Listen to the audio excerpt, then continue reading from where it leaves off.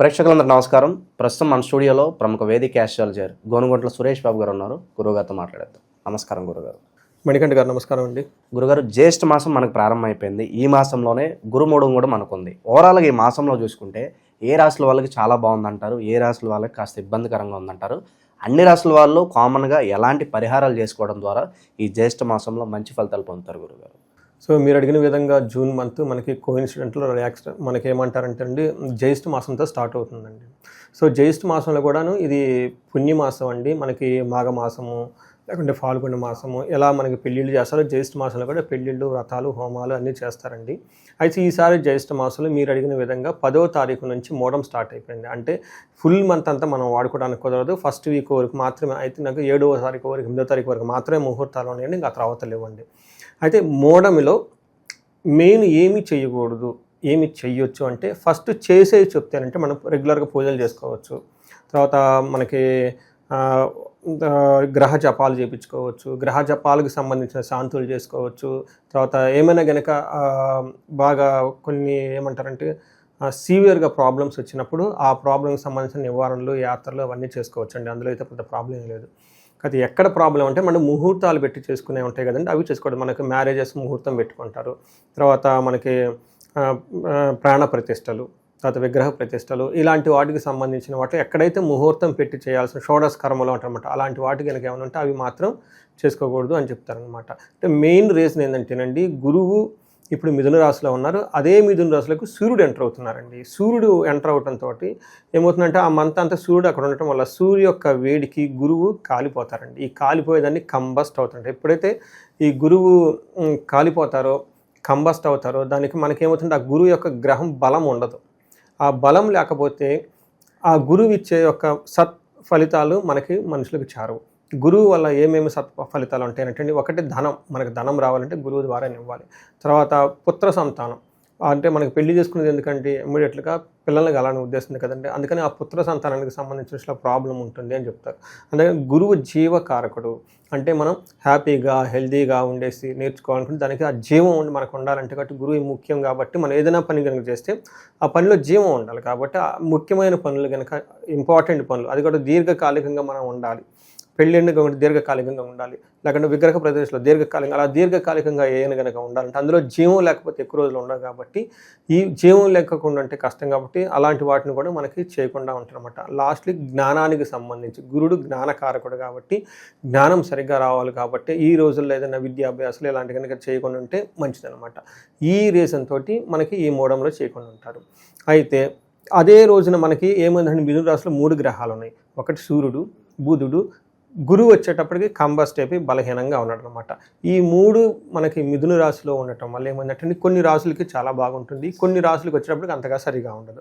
మనము ఏ రాశులకు అనుకూలంగా ఉందో చూద్దాము, ఏ రాశులకు ప్రతికూలంగా ఉందో కూడా మనం చూద్దాం. ఫస్ట్ వచ్చేటప్పటికి ఈ మేషరాశి వాళ్ళకి 3 గ్రహాలు 3వ ఇంటి స్థానంలో ఉండటం వల్ల మిథున రాశిలో చక్కగా యోగ్యతనిస్తుంది. శత్రువులపైన విజయము, తర్వాత అనుకున్న పనులను అనుకున్న విధంగా చక్కగా చేసుకుంటూ ఉంటారు.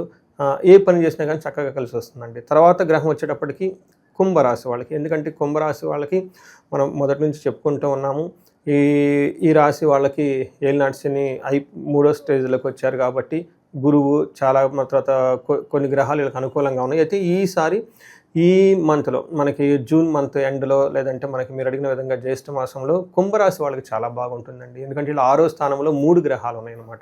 పర్టికులర్గా వచ్చేటప్పటికి బుధుడు, సూర్యుడు బాగా యోగ్యతనిస్తాడు. గురువు అక్కడ ఎనివే బలం ఉండడు కాబట్టి అండి అది వీళ్ళకి ఓవరాల్గా సూర్యుడు యొక్క ప్రభావంతో బాగుంటుంది. కన్యరాశి వాళ్ళకి అగైన్ చాలా బాగుంటుంది. ఎందుకంటే 10వ స్థానంలో సూర్యుడు ఉండటం వల్ల, సూర్యుడితో పాటు బుధుడు కూడా ఉండటం వల్ల చక్కగా యోగ్యతనిస్తుందని మనం చెప్పుకోవాలి. మనకి సింహరాశి వాళ్ళకి అగైన్ సింహరాశి వాళ్ళకి మనం చెప్పుకుంటే అష్టమాలంలో శని ఉండి కొంచెం ఇబ్బంది పడే అవకాశం ఎక్కువగా ఉంటుంది. షష్టగ్రహ కూటమి కూడా ఇలా ఉండటం వల్ల అయితే ఆ యొక్క షష్టగ్రహ కూటమి అంతా పోయి దాని యొక్క ప్రభావం తగ్గిపోయేసి ఈ వచ్చే నెల వరకు సింహరాశి వాళ్ళకి 11వ స్థానంలో 11వ స్థానంలో 3 గ్రహాలు ఉండటం వల్ల బాగా యోగ్యతనిస్తుందని మనం చెప్పుకోవాలి. అది అంతా మనకి యోగ్యతనిచ్చి పాజిటివ్గా ఉండే అని మనం చెప్పుకోవాలి.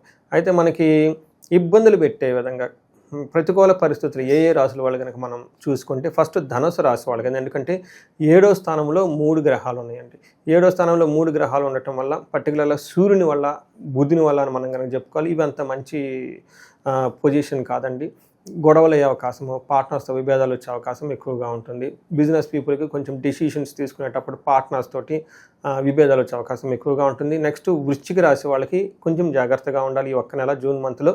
ఎందుకంటే వృశ్చిక రాశి వాళ్ళకి మనకి అర్ధాశంశ నుంచి బయటపడ్డారు, కానీ ఈ మంత్ కొంచెం జాగ్రత్తగా ఉండాలి. ఎందుకు అంటే 8వ స్థానంలో సూర్యుడు ఉండటం, ఆయనతో పాటు బుధుడు మంచి యోగ్యతను ఇస్తాడండి. మళ్ళీ గురువు కూడా ఉండటం వల్ల ఇది అష్టమ గురువు, అష్టమ ఏదంటారు మనకి, దీనికి ఏమంటారంటే అండి, మనకి గురువు సూర్యుడు కలిసి ఉండటం అది యోగం అంటనమాట. ఈ యోగం అలా మనకి ఏమవుతుందంటే 8th స్థానాలకు వెళ్ళటం వల్ల ఇది కూడా అంత మంచిది కాదు మనం చెప్పుకోవాలి. తర్వాత మీనరాశి వాళ్ళకి 4వ స్థానం అవుతుందండి. 4వ స్థానంలో గురువు ఉన్నా కానీ, 4వ స్థానంలో వేరే గ్రహాలు గురువు ఉన్నా కానీ అంత వీళ్ళకి సరిగైన మంచి రిజల్ట్ ఉండదు. కొంచెం జాగ్రత్తగా ఉండాలి. ఇది మనం ఉగాది రాశి ఫలాల్లో కూడా చెప్పుకున్నామండి. వీళ్ళకి 4వ ఇంట్లో గురువు అంత అనుకూలంగా ఉండరు, ప్లస్ 4వ ఇంట్లో సూర్యుడు కూడా వీళ్ళకి అనుకూలంగా ఉండరు. వీళ్ళతో పాటు బుధుడు కూడా ఉండటంతో 3 గ్రహాల వల్ల వీళ్ళకి ఇబ్బంది పడతారు. ఇంకొక రాశి వాళ్ళు తులారాశి వాళ్ళకి ఓవరాల్గా అంతా బాగుంది, కానీ వీళ్ళకి ఒక్క సూర్యుడు 9వ ఇంట్లో ఉండటం వల్ల ఫాదర్ రిలేటెడ్ వాళ్ళకి సంబంధించిన ప్రాబ్లమ్స్ అయ్యే అవకాశం ఎక్కువగా ఉంది. ఇలా ధనస్సు, వృశ్చిక, మీన, తులారాశి వాళ్ళు జాగ్రత్తగా ఉండాలి. అయితే పాజిటివ్గా బాగుండేవాళ్ళు మేష, కుంభ, కన్యా, సింహ వాళ్ళు చాలా చక్కగా బాగుంటుందని చెప్పుకోవాలి. ఓకే గురుగారు, ఓవరాల్గా ఈ జ్యేష్ఠ మాసంలో అన్ని రాసుల వాళ్ళు కామన్గా ఎలాంటి పరిహారాలు చేసుకోవడం ద్వారా కాస్త మంచి రిజల్ట్స్ పొందే అవకాశం ఉంటుందండి? ఒకటి మనకి వట సావిత్రి వ్రతం అని ఉంటుందండి. అది వెరీ సింపుల్గా మర్రి చెట్టుకి దీపారాధన చేసి ముత్తైదులకు కానివ్వండి, చిన్నపిల్లలకు కానీ తాంబూలం కనుక ఇవ్వగలిగితే భార్యాభర్తల మధ్య సద్యత కుదురుతుందండి. పర్టికులర్గా ప్రేమించుకొని పెళ్లి చేసుకున్న వాళ్ళు సరిగా కనుక లేకపోతే ఇది మంచి రెమెడీ అని చెప్పుకోవాలి. తర్వాత ఆ రోజున మనకి నువ్వులు కనుక దానం కనుక చేయగలిగితే మనకి అశ్వమేధ యాగం చేసిన ఫలితం వస్తుందంటారు. ఒక 250 గ్రాముల నువ్వులు కనుక మనం కనుక తీసుకొని కనుక దానం చేయగలిగితే. తర్వాత మనకి ఈ రోజుల్లో పూర్ణం రోజున మనకి చెప్పులు కానివ్వండి, గొడుగులు కానివ్వండి, తర్వాత చందనాన్ని కానివ్వండి, ఇలాంటి వస్తువులు కనుక పేదవాళ్ళు కనుక దానం చేయగలిగితే అష్ట కష్టాల నుంచి బయటపడి ఉన్నతంగా ఎదుగుతారు. వీటితో పాటు ఇవన్నీ కనుక ఎవరైనా కనుక వాళ్ళకి పెళ్లి కాని వాళ్ళు ఎవరైనా ఉంటే మనకి వర పాశుపత అభిషేకం చేయించుకున్న తర్వాత ధనానికి బాగా ఇబ్బంది పడుతుంటే కుబేరు పాశుపతం లేదంటే మహాలక్ష్మి విశేష హోమం చేయించుకున్నా కానీ చాలా చక్కగా కలిసి వస్తుందండి. సో ఈ 8 రాసులు వాళ్ళకి ఈ మనం చెప్పిన రెమెడీస్ చక్కగా పాటించుకొని వీళ్ళకి అష్టైశ్వర్యాలు కలగాలి, భోగభాగ్యాలు కలగాలి, ఉన్నతంగా ఎదగాలని చెప్పేసి మనం కోరుకుందామండి. జ్యేష్ఠ మాసంలో ఏ రాశుల వాళ్ళకి ఏ విధంగా ఉండబోతుంది, ఎవరు కామన్గా ఎలాంటి పరిహారాలు చేసుకోవాలి, మీ మాటలో చాలా బాగా వివరించారు. ధన్యవాదాలు గురు. ధన్యవాదాలు.